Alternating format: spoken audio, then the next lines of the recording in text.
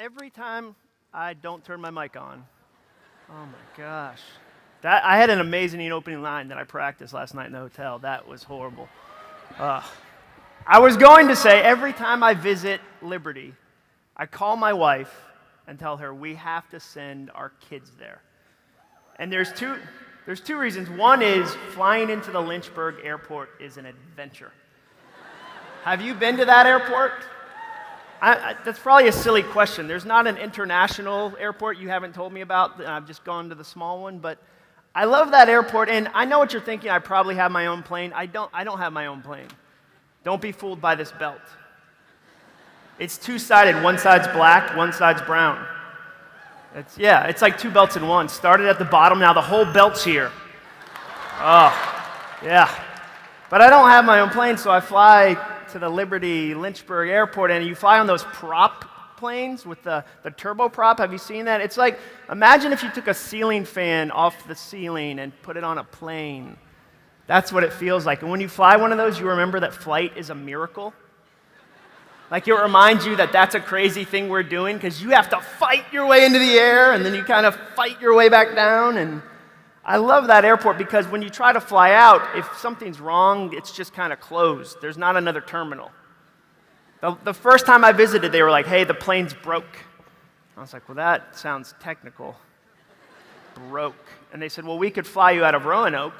I said, okay, how will I get there? And they said, we'll call you a cab. And they didn't call like a yellow cab, like you think of cabs in New York. This lady, she was probably in her 50s or 60s, showed up in an old Lincoln Town car. And she called it her stinking Lincoln. And that was a good nickname. That was appropriate. And the trunk didn't work. The trunk wouldn't open, which is, part of being a cab is having luggage space. So all the bags were inside. And every time she'd stop, they'd hit everybody in the face.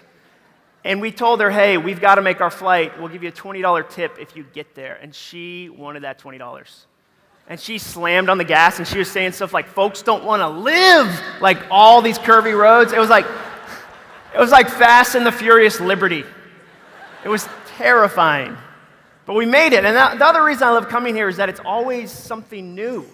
Like when I tour the campus with John, he's like, oh, there's our new library. Like we're putting a hospital, medical school in the mountain.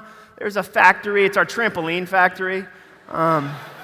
Every student at Liberty gets their own trampoline. It's just a thing we do. Yeah. There's the cotton candy water slide. Nobody else has one. We just thought, why not? Cotton candy. And I don't know how many convos I have to speak at to get a Jon Acuff's Kids Scholarship, but I'm down. I don't think it's like 1,000. But I love coming here, and I get to speak around the country. And I just spoke at an event recently called The Fight. It was a men's event. And it was me and a bunch of professional athletes, and we're pretty similar. It was me, 2 NFL players, and a wrestler. I think I brought the poster. Can you show that picture? They created this poster of it, and it's got the 2 NFL players. There we go. So can you guess who's not the athlete on that photo? I mean, look, can you bring that back up so I can finish the joke? All right. That was like 4 seconds. That was the shortest photo ever. It's like, quick, look. Woo. Got the mic, the video. Is there anything else? Maybe I'll spill the water on my pants. It's great. But look at that. I'm even doing that thing guys do where they puff up their arms. Come on, guys. We do that pose. We kind of look, sun's out, guns out. Look a little bigger. And everybody does that. Have you ever met somebody whose Twitter profile photo looks nothing like their real head? You've had that. Don't look at them right now if they're with you. You've had that experience where you're like, what year was that photo taken? Like, from what angle? How many lights were in that picture? We do that, and so it's fun to speak at events like that. It's fun to talk about stuff Christians like. That's my blog I started. It's the book I wrote, and it's really just about the silly things we do in faith. And sometimes it's hard to write, and other times a woman brings her own tambourine to church, and I remember, this is like manna from heaven you've just given me, God. I know exactly what I'm going to write about. And it happened. A few weeks ago, I was sitting in church, and I heard some tambourining. I think that's a verb. And I thought, that's not coming from stage. And I looked over, and there was a lady 3 people away from me who was just going to town for Jesus on that tambourine. And I wish I had heard her thought process that morning when she got it. Because she was getting ready for church, and she was like, you know what church needs more of? Tambourine. I'm going to do it. God, is that from you? And God was like, it's not. It's not.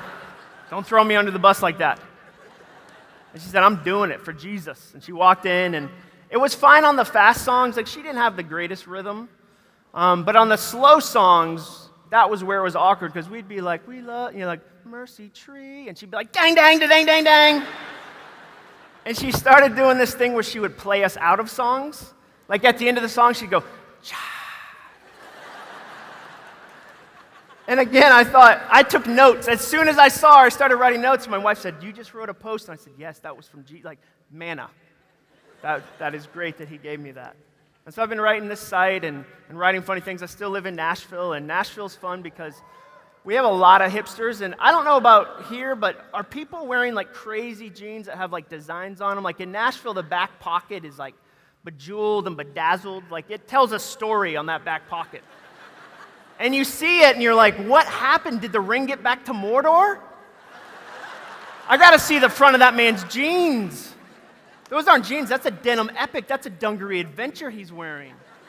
Oh. And I love Nashville. I love getting to travel, and it's special to visit today because it is Good Friday. And I started to think about, well, maybe I'll do this Good Friday talk. And then I realized a lot of you are going to go to Good Friday service tonight. A lot of you are going to go celebrate Easter on Sunday, and there's going to be a talented pastor that's going to do a much better job explaining that than I would. So I thought, what would I want to know if I was a college student? What are some of the things that I wish somebody had told me about being a college student? Because it's this weird time of transition in your life. And so I thought that's what I'd talk about today. And I think the first thing you need to know as a college student is you don't need to have the rest of your life figured out. You don't have to have it all figured out. There's this pressure, isn't there? I mean, the seniors in the room, is it 22 days? Is that the count? 22 days? Yeah. They're cheering, but also some of them are like, ah. There's a pressure, because when you come to college as a freshman, if you're a freshman in the room, you feel like graduation is like 100 years away, don't you? Ask a senior if graduation goes quickly. It does. It does. And then as a sophomore, you start to sense it. As a junior, you start to scramble. As a senior, you're like, can I get a master's somewhere? Like maybe a triple MBA that takes another 9 years? I don't want to go. There's this pressure, and the world puts this pressure on you that you have to know what you're going to do with your life. And that's just not true. You don't. I'm 38, and I don't know what I'm going to do with my life. And when I was in college, 38 was like near dead to me. Right? Like right now, be honest. Like if you're 18, you're like 38. Oh my, how are his bones so brittle he's able to stand? I hope he's getting calcium. I think that's important for old people. Like I can barely make out some of you in the crowd because I'm so tired. But I don't know what I'm going to do yet. And I remember when I was 18 or 19 or 20 thinking, by that time I will.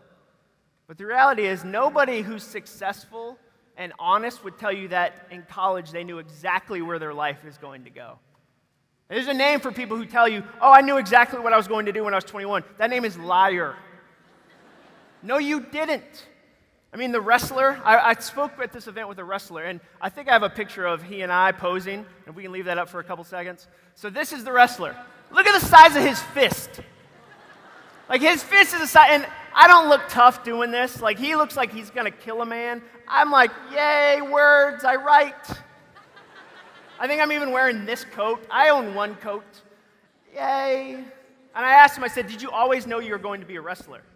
And he's won more championships than anyone else in the history of wrestling. He's the commentator for Monday Night Raw on WWE. Like he's done some amazing things. And I said, did you know you were going to be a wrestler? And he said, no, I was an artist. And I said, because that's the first thing I would have thought. Like I saw your fist and I was like, you must love art. Like that's an art fist if I've ever seen one. I said, well, how'd you get into wrestling? He said, well, I used to draw when I was younger, and I was 15, and I would draw all these wrestlers. And I submitted some of my photos and some of my illustrations to a TV show, and they put them up on TV, and they showed them. They said, hey, do you want to start coming and kind of illustrating our wrestling matches? You know, we don't have cameras all the time. They have court reporters who will draw people. Why don't you be a ringside artist? And so he did that, and he started to draw. And then they said, why don't we start a sign company? You're a really good artist. And he said, okay. And so he did this art, and he started hanging out with all these wrestlers. And finally he said to them, I'd love to wrestle. Let me do it once. And the other wrestlers said, no, man, you're an artist. You got to do art. Can you imagine a wrestler being like, no, preserve that poetry inside you. You got to chase flowers and be an artist. But somebody told him that. And he finally convinced him to wrestle, and he did it, and he never looked back, and he did it for 40 years. But he would tell you, no, I didn't know I'd end up here. Nobody knows where they're going to end up. And part of the challenge, too, is that you think you need to know. I mean, my sister's 23. She just graduated. And she was telling me, I don't know what I want to do with my life. And I said, Molly, when I was 23, what I'm doing didn't exist. Social media didn't exist when I was 23. How could I have predicted that's what I'd do a lot of? Your major, I hope you've got the major you're supposed to have, but some of what you're going to do in the workforce doesn't even exist yet. So why do we put that pressure on college students that, hey, you're 19, just make a decision for the next 60 years? I mean, your brain's not even done forming until you're 25, and we put this pressure on ourselves. And then they add the pressure of not feeling qualified for God. Have you ever felt that pressure, like if you were smarter or prayed more or journaled more, or read the Bible more, maybe then you'd be qualified? And we think everybody else has their life together. Like everybody but us knows what they want to do for the rest of their life, and we're not qualified for God. But have you ever read the Bible and thought about what happens in the Bible? I mean, another name for the Bible could be God loves losers. He's constantly using losers, isn't he? I mean, think about Moses. He sees Moses. Moses murdered somebody with his bare hands. And then he ran away for 40 years. You've run from God. I've run from God. None of us have run for 40 years. And he ran away and became a shepherd. And then he comes back and he sees the burning bush. And what's interesting is that he didn't have a plan for that moment. God didn't even speak to him until he took a step closer. We want details. We want details from God, and he so rarely gives us details. He gives us an invitation, which is different. But God sees Moses and goes, that guy, the murderer, I'm going to have him lead my people. Yeah, he's the one. That doesn't happen in our world. Like, they never catch a serial killer and make him mayor. Have you ever thought about that? Like, they're never like, we caught the Southside Strangler. He's our new vice president. He's just going to strangle people right to the top. But that's what God does. Think about David. David, we love the David and Goliath story. Like, we always associate with that. Like, I love when we associate our problems with Bible problems. We're stuck in traffic and we're like, this is just like what Job went through. You have a difficult final and you're like, I know how Job felt. Really? Do you? But we look at David, and David made some mistakes, didn't he? I mean, we all know the story. He's up on the rooftop. And he's out there looking for people. And I heard a pastor say that was old school internet surfing. Like he's like, who's bathing? Let me Google that up. He's up on the roof. And he sees Bathsheba, which always bothered me that her name is Bathsheba and she was taking a bath. Like, could she have been Shower Sheba, Jacuzzi Sheba? Like, it'll mess you up. Don't think about things like that. But he sees her, he has to have her, he sleeps with her, gets her pregnant, tries to trick her husband, and eventually murders her husband. And then later on in life, his son rapes his daughter, and he doesn't handle it. And that situation leads to a civil war where 20,000 people die. And so when students tell me, hey, I'm just not qualified for God, I always think, have you killed more than 20,000 people? I mean, you've been very busy if you have. That's a lot of... And then what happens in the Bible? What does God say about David? He says, David was a man after my own heart. And you want to kind of go, hey, God, this is awkward. But have you read the whole Bible? Like, did you skim did you read David and Goliath and you got to, like, the good stuff in the New Testament? Like, what happened? David wasn't a good guy. And so why does God say that? God says that not out of David's character, but out of God's character. That's why he was a man after God's heart. That was a sign of God's grace, not David's qualification. And the reality is, none of us are qualified. We're not. But in Christ, we're qualified. And that's something the enemy loves to get you to run for. It's something you already have. You already have everything you need to be qualified for Christ in Christ, but we run and look for it everywhere else. So the first thing I'd say is, you don't need to have your life figured out. I think we just need to be present to what God wants to do. And more importantly, don't ask, what do I want to do with my life? Ask, who do I want to do it with? Not what do I want to do, but who do I want to do it with? Jesus. The people that matter to you. That's a different question. The second thing I'd say is that you will be afraid. Like, we're gonna wrestle with fear. And that's okay. I mean, the challenge is bravery in movies looks so fun, Like anytime a hero is in trouble in a movie, like he wipes his brow, like saves the day, makes out with the brunette tomboy he always ignored because he was dating the blonde cheerleader. Like I just described every movie, right? And then the credits roll and we're like, oh, it was amazing. Oh. But that's not what bravery feels like. If you've ever had to be brave, it feels horrible. Like bravery involves crying a lot, wanting to throw up, not sleeping well. Like Jenny and I, my wife and I, are in the middle of a transition right now. I mean, for the first time in 16 years, I don't have a salary or a boss. Like that's a new event. I wish that I was talking about like something from my past. Like I hope in the future when I talk about things I can reach from my deep past. Right now it's like that's this week, the idea of being brave. And Jenny and I haven't slept well in like 6 months. We keep having these 3 a.m. conversations where like you roll over and your spouse goes, hey, are you up? And you go, I am. Let's talk right now. Let's brainstorm. Like, that's a normal human thing. No, bravery is not easy, and God knew it wasn't going to be easy. He knew you're going to have fears. I mean, I don't know what your fear is. Maybe it's about graduation. Maybe it's about you haven't found your friend group. Sometimes college is lonely, isn't it? It's like being thirsty in the ocean. You're around 10,000 people, and you feel like you don't have a good friend. That's a lonely feeling. I don't know what your fear is, but God knew we were going to struggle with them. I mean, do you know what the number one most repeated command is in the Bible? It's do not be afraid. Do not be afraid. And some of them could have been prevented. I love in the Bible when like an angel comes up on the scene, it's like glory comes in and like huge wings. He's like, wah! And the first thing he says is do not be afraid. I kind of want to be like, hey man, no offense, angel, but if you hadn't come in like that, I wouldn't have been afraid. Like if you had been like, hey, angel here, just checking in, got a message from God. I would have been like, come on in. Have some coffee. I don't know if we had that then, but have some. But he says, do not be afraid over and over and over and over and over again. And my favorite response to that is from Christ. Christ in Matthew says something really simple. He says, look to the birds. They don't have their lives together. They don't know what's going to happen next. Are you not more valuable than a bird? Have you ever thought about the gift of him using birds as an example? I mean, Christ could have picked any animal on the planet. Instead, he picks one that there are 200 to 400 billion examples of. And that every day you'll be able to find one. You saw a bird on your walk today. I mean, what if Christ had said, whenever you're afraid, look to the hairy-nosed wombat. There's like 2,000 of those. What if he said, whenever you are afraid, turn to the clouded snow leopard. There's like 500 of those. Or whenever you're afraid, look for a Javan rhino. There's 6 of those.